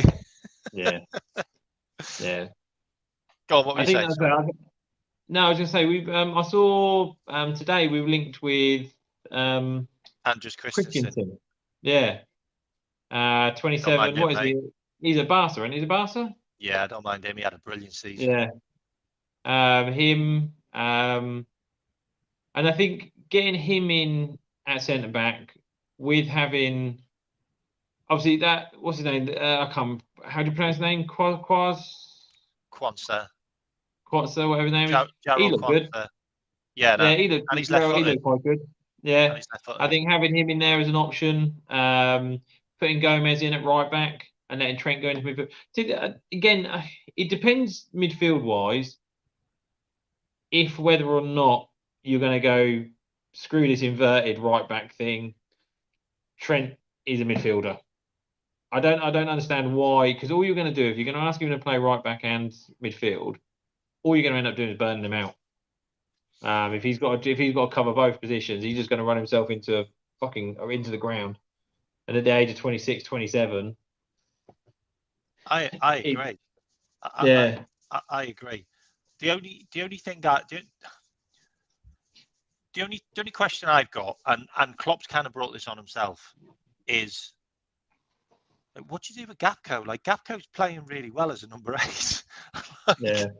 Like he's brought him into midfield now, and it's like you've given yourself a real problem here because now you've got a player that can play the 8 really well, by the way, and you've got Trent that you want to put in there, but he's not a DM. So do you stop doing DM? Do you stop playing this defensive midfield and you start doing this double pivot box, or just 3 midfielders? You know, it's one of those things, isn't it? It's like I say, it's a nice problem to have, right? It's a nice problem to have. Yeah. But then I don't like Klopp having too many problems. No. Because he can't deal with it. Like, no. Like he needs to have it like straight in front of him. Like, okay, that's what I'm going to do, and possibly a plan B. That's it. There's no plan C or D or E or F. Like, don't give him them. No. But I think when you look at we've sat there and complained in the past, like with the strength in depth. It's like talking about getting another midfielder in. Go, okay, well, if you get another midfielder in, when you've got that's going to end up either halting. Is it Bajcetic? It's going to halt his career. Stefan. You're going to have a halt in his career when he was brilliant for us last year. I mean, when you got Bajcetic, Jones, Szoboszlai, McAteer. No, not McAteer. McAllister. I wouldn't mind McAteer in that midfield. He was brilliant. McAllister.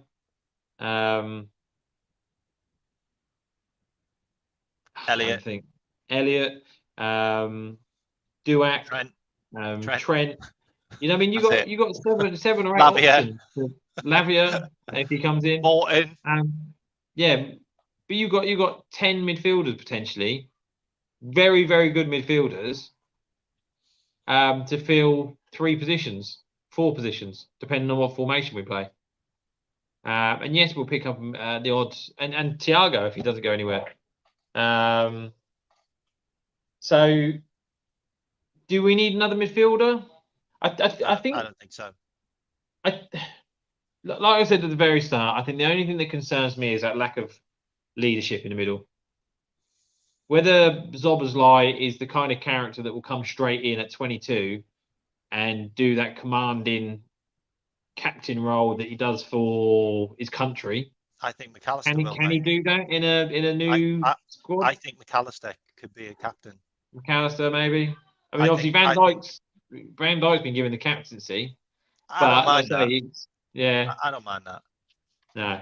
Like, is he going to be like a Gerrard? just lead by example, and then obviously you're going to have another captain on the pitch that's really going to do the captaincy like a Carragher did.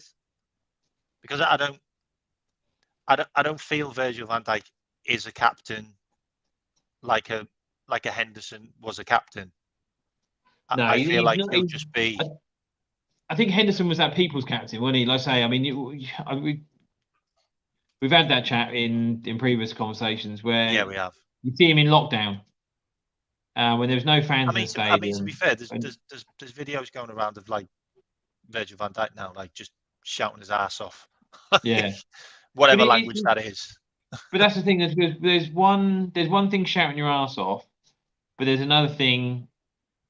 It was Henderson was just constant encouragement and like positive reinforcement. It was just like I say, if you give the ball away, it was don't worry, keep going, keep going.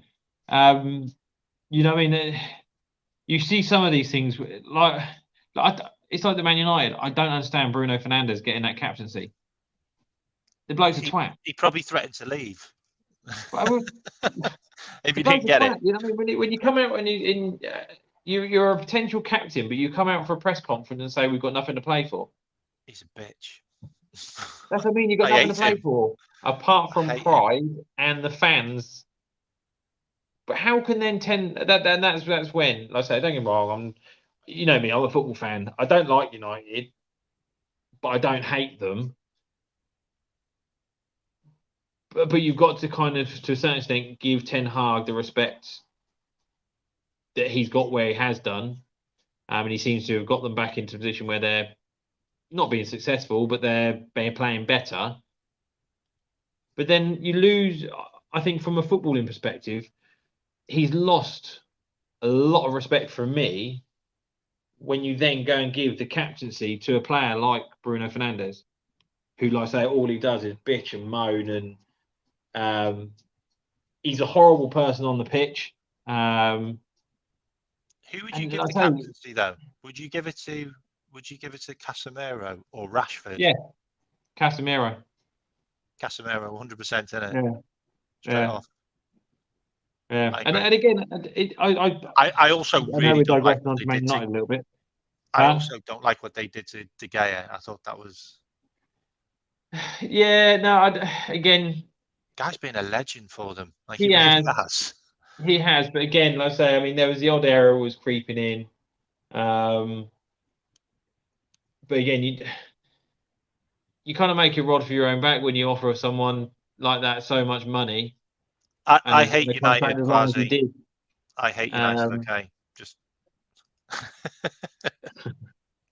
um, but it's like the whole Harry Maguire scenario as well. Harry Maguire, I see, is a bit of like a Joe Gomez. I think he needs some time to get Would some you match take him? fitness. Who, Harry Maguire? Yeah. At backup, yeah, I think alongside Virgil van Dijk, I think he'd be brilliant. So, you know what? I totally agree. Like when I heard he was available, I was like, really? He's like an £80 million. Like they signed it for 80 million. We might be able to get him for like 10. Like Yeah, like I say, they don't want him there, and they want him off the wage bill. I'd take Harry Maguire. he's not a bad player. Like he's Mate, just I hate to admit it. It's all like everybody turns had a around and says, terrible "Have defensive you seen it?" midfield. He had a really Huh? bad fucking midfield. He had a really bad midfield Yeah, that put him in trouble so many times. yeah. And they made a scapegoat, and then you put him in an England team with a decent midfield in front of him. Not an issue. Not an issue. I Not an agree. issue at all. I agree. But I mean, you get absolutely slaughtered for having him like medicine ball head. But yeah, big head. But again, like I say, I He mean, did a is he a great better job. option? Would it be a better option than Joel Matip? Yes, He's a much better better option option than than Joe Joe Gomez. right now. Yeah. And do I think Van Dijk will pull him in line and pull it in? Yes. Yeah. Um, He's not gonna come to Liverpool and become a captain. yeah, he's not Not a going. chance. He's not coming. But it would I piss agree. off a few I Man agree. United fans though. No, I agree. I agree. Like I haven't said that in any other show yet. So So I was going to premiere it here before I got absolutely slaughtered on another show. It'd be interesting what other people think, though. It would be interesting what other people think. I'm going to ask And the chat. I think that the best thing about Yes or making that no, signing, Harry Maguire for Liverpool over Matip right now? Yes or no in the chat? I think We'll see. No. I think that the best thing about that would be I do think Klopp would make it work, because I think Harry Maguire, a little bit like he gets with Gareth Southgate, he needs a bit of a cuddle every now and again, and he needs that softy approach, which I think Klopp has to a certain degree. And I think the best thing about it will be is that he'd come to us. I think he would be brilliant, and it would piss Man United fans off so Big much, time. and that would be the best Big thing. time. Yeah, I know. But it's Okay, not going to happen. what have we got? He couldn't work for a team with the high line. I actually feel like Maguire is a little bit like Matip. He does that run where he brings the ball out and passes it. Does that all the time. Yeah, And he's really good in the air. Like really good in the air. Like you're probably going to get a couple of goals off him as well. I think the problem with Maguire again is that people are currently going to judge him based on his performances for Man United. He's a What's comedy that? player. Absolutely not Maguire. He's a comedy player. I think you're right. I think he is a comedy. I know. I think he's made to be a scapegoat for a lot of Man United's failures. Okay, Matip over I'm taking Maguire. it. I'm Not taking right now. I Matip wouldn't. No. Not right now.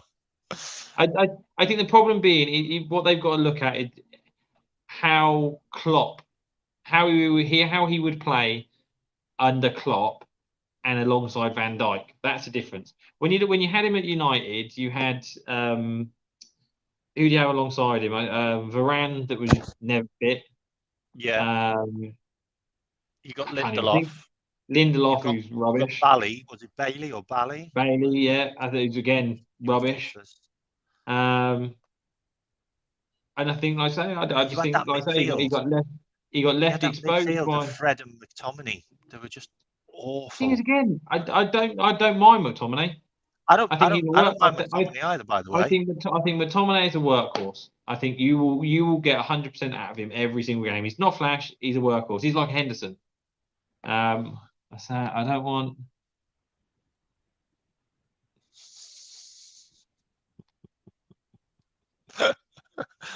Hey, look, we're just asking. We're just asking the question, okay? We're just asking the question.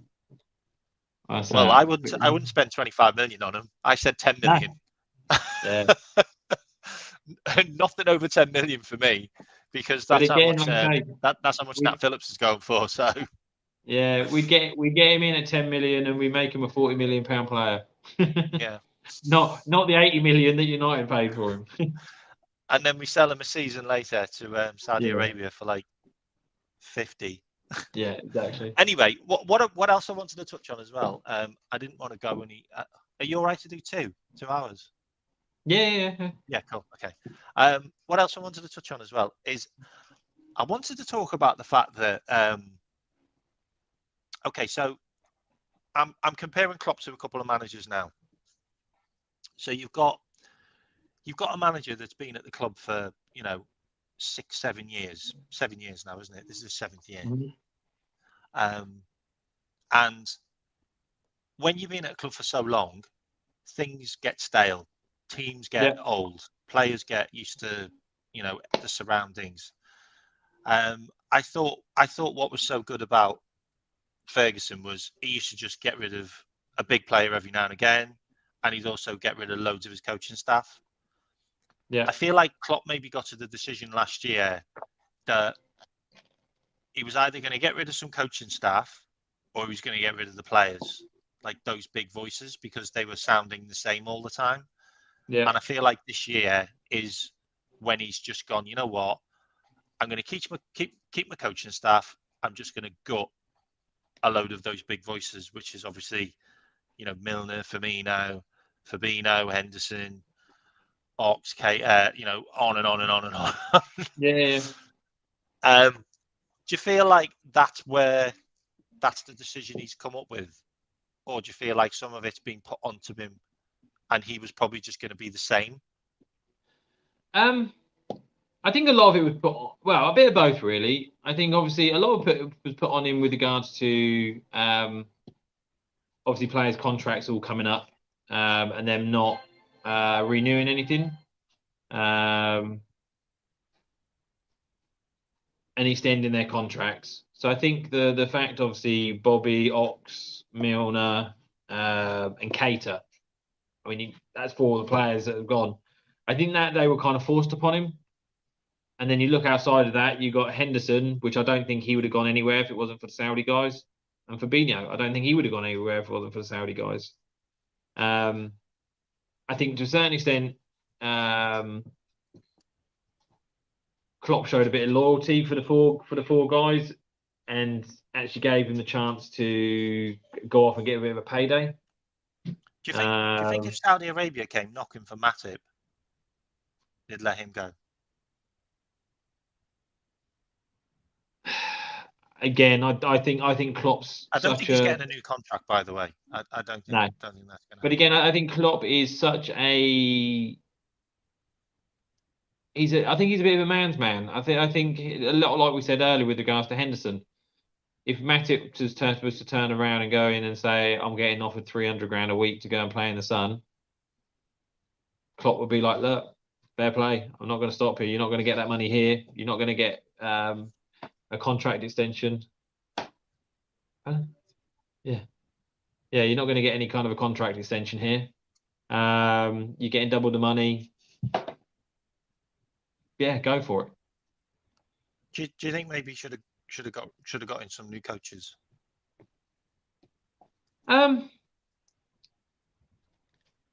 Yes and no. I mean, like I say, we'll see, right? I mean, if we're playing the same football next season as we were sort of middle last season, then obviously any changes we've made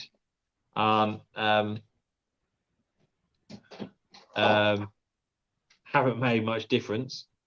You're going to be in the back garden soon, mate. Yeah, I know. I'm trying to avoid. How do you want to say hello? Oh, yeah. My little baby. You go to secondary school in bloody September. It's scary. So, huh? What's it called? StreamYard. It's going on YouTube. You're never getting it. Yeah. You're never going to have access to it. Mate. Yeah. So I think there needs to be some sort of refresh in the coaching side, because will I say we were playing the same football week in, week out, and it was just getting too predictable.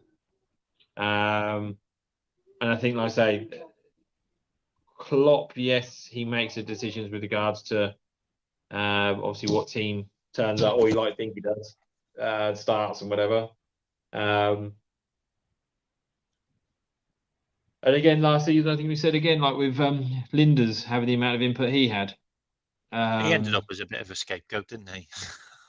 I think he did, but again, without being behind the scenes, you don't really know, obviously, how much input he did have. But I mean, if he signed Gakpo, then good on him, because that was a good signing. Yeah, well, I say, yeah, can't fault him on it. I say Gakpo has been a good signing, and I say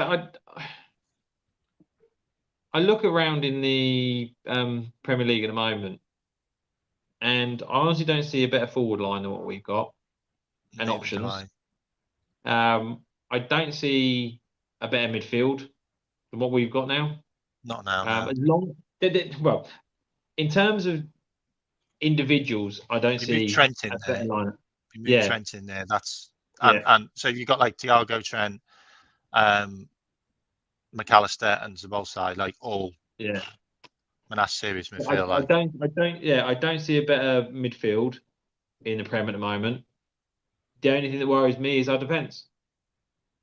And that's the thing about it as well. Like when, like I've said this for a while now. Like this pre-season, I wasn't bothered about what I've seen up front or in midfield because I knew our new midfielders are going to make a difference. Like that's pretty obvious. Like they're two fantastic players, and Jones is really good as well now.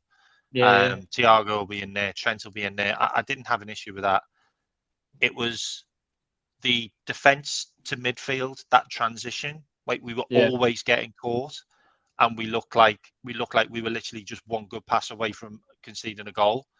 And Yeah. if you haven't got Allison pulling off worldie after worldie after worldie, then we are going to concede goals. And there's only so many times he can do that before it starts to get to, oh, for God's sake, Liverpool. Like Yeah. this is ridiculous. Like you can't be relying on me every single game, like But to again, win a game. I do think last year, I think the way And I we were felt like the playing. pre-season hasn't changed. That's kind of where I'm going. Like I feel Yeah. like what I've seen in the pre-season still hasn't changed my mind on that, and I wanted to see us be more solid like that. Yeah, I mean, I think the problem is with pre-season, like we said earlier, I don't think you're going to really see a solid performance Yeah. unless you put your starting 11 out and you leave them out on the pitch for as long as you can, and then you make It again does. the strong It does look changes. like those two Singapore games against Leicester and Bayern Munich. We are probably going to have like our best 11 because Yeah, you need to. he's You left too need many to. players behind. Yeah, I mean, and again, you need to. I mean, I don't think you'd be able to get away playing against those teams. Okay, Leicester being relegated, but they're still been a Premier League side in the last 6 months, or whatever. I don't think you can play against a team like that and a team like Bayern Munich. And no disrespect, but have the young lads in there that we had again because they're going to be getting ready for the start of their season as well, so they're going to be coming out strong. And I think you've got to be able to like gear yourself up. I think Bayern Munich start before us and Leicester, by the way. Yeah. I think Bayern Yeah, well, Munich Leicester start like will. in a week or Leicester so, start, I think, a 2 weeks. week. Leicester, I think, usually start a week or so before, don't they? The Yeah, so they're Championship. going to be more. And we've literally just played two of Klopp's. Like I don't know, like the teams he grew up watching when he was a kid, because it was literally like he picked the preseason. Like two of the teams that he supported when he was a kid. But again, I'll play them. the thing is, again, though, when you look at the Klopp's reaction after those games, he doesn't care. He's laughing, he's giggling, he's high fiving and having a joke with the managers. He doesn't care about the results. It's not as if like he's pissed off. So he's I think you'd be worried if you saw him in a stress and worried about the results. He said he was pleased with pre-season. Yeah, like so far. Yeah, and I think I obviously, like I said earlier, I'm finishing with West Coast tomorrow. On Sunday, I drive up to Chester for a couple of days, and then from there I head up to Lancaster for a week. And then while I'm in Lancaster, you're doing training, are you? What's that? Doing training up there, like induction up there. No. I've not got a job. I've not got a job to go to yet. I'm just leaving West Coast. But now I'm taking redundancy. But I'm up in Lancaster from I think the 1st, and I'm going to stay there to the 8th. Did we do that? Yeah, a little bit. 15, I got 7 months redundancy off them. Yeah. Yeah, no, 6 months. 6 months redundancy. I got off them. Right. And then went to a job 2 weeks later. I'll be honest, and I say hopefully no one's on here listening, but mine. No, don't tell me. Don't tell me. I don't care, like, because I don't care, like, because it was a long time ago. One of the things in the contract, you're not supposed to talk about in the redundancy contract, you're not supposed to talk about money and stuff. So I'll. No, they fucked me over, so I didn't care. Yeah, but no, I've been there 15 years, so it's been all right. But it's good on you, mate. Good on you. Yeah, but like I say, I'm driving up to Chester, and then I'm spending a week in Lancaster, So first to the, it was going to be the first to the 7th. I'm in Lancaster for, but then I realised obviously Liverpool playing at Preston at Deepdale, which is about 15 minutes from where I'm staying. So yeah, I'm going to try and get tickets across there for me, Alfie, Heidi, and my cousin who lives up there. Oh, Get that'd be down for the great. game. Did Damstad or something? Damstad? I don't know that. But yeah, do that, and then I'm heading up to Edinburgh, and then back down to Lancaster the following week. So, but yeah, that'd be good. Message Calvin Ramsey on Instagram. He's at Preston, isn't he? Oh, is he? See if he can get you any tickets. They've normally got loads of tickets, haven't they? The players. Yeah. Like, oh, I'm a big fan. I'm a big fan. Yeah. I'm in town. I'm from down south. Yeah. You're my hero. Can you give me 10 my tickets? our eldest son Josh, he used to play football with what's his name? Jaden Bogle, who's now at Oh, yeah, South. QPR Reading. QPR Reading. No, he's at Sheffield United. Probably Yeah, completely he's wrong. started. Yeah, he's right back for Sheffield United. And obviously Sheffield United, he's back in Reading all the time, and his best mate at Sheffield United now is Rhian Brewster. Back in So the they were Prem as down. well. Yeah, so they were down for his birthday the other week, and there was all videos being posted by sort of friends and family and the rest of it with with Jaden and Rhian Brewster sort of emceeing and stuff and singing at his birthday party. I wish But yeah. Brewster well. Like, he did quite well in the championship, didn't he, to get them up? Yeah, I feel for him again. Like I say, great player. Picked up a couple of injuries and never seemed the same at Liverpool. So, yeah. We did all right off him. We got 25 wedge. million, wasn't it? Yeah, 25 million. That's mental. I think we've got all kinds of like add-ons as well. Like if they like get promoted and if he scores a certain amount of goals, there's all kinds of mad stuff on him. Yeah. Yeah. I think he'll come good. He's a good player. Really good player. I rated him. Yeah. He just didn't get a chance, but there you go. Yeah. We signed Andy Carroll. Yeah. Or Ben Teke or something like that. I can't remember. One of them useless sods. Yeah, good Lambert. On you, mate. So are you taking a bit of holiday then? Yeah. That was the plan for me. The plan for me, I wanted to go like I wanted to go like traveling around the world. Like when I left, I just thought sod it. Like I'll take a few months off, and then like within like 3 weeks, I got bored, and then I ended up doing some more job interviews, and then I was working in London. Yeah, see, I've got a couple of irons in the fire, as I say, but again, it's trying to work out what I can do within the terms of my contract because I've been with West Coast for as long as I have been. Sorry, this is people watching. It means I can't go. I'll tell you what. Let me close this. Let me close this feed off. Okay, so and then we can have a little chat offline. Okay. Cool. I don't really want to talk about that like, on the football chat. Everyone's like, what's going on? Yeah.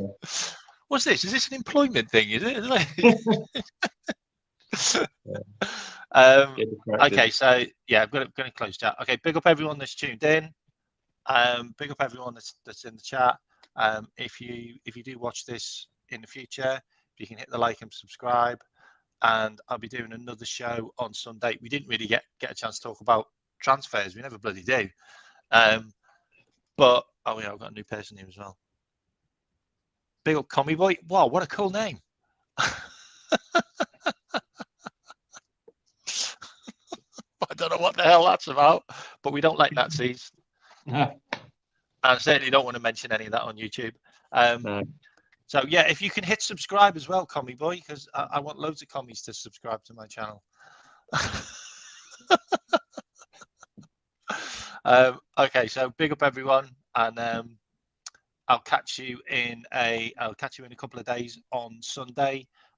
If you do want to look at my channel, I've done loads of videos on loads of other channels, from Big Six Bands, Jamie Phillips Chat, Endsman TV, Grizz channel, This is Football. The list goes on and on. Also Coppish TV, so you can check out all my previous videos I've done with those channels. I'll also have Jamie Redmond on in the next couple of weeks. He's a really big celebrity in the Liverpool FC world for football chat. I'll be getting him on my channel soon, but you can also check out my last 2 shows that I've done in the last couple of days on his channel. They're in my videos. But I hope you enjoyed today's show, and I'll catch up with you again soon. Up the Reds. There you guys.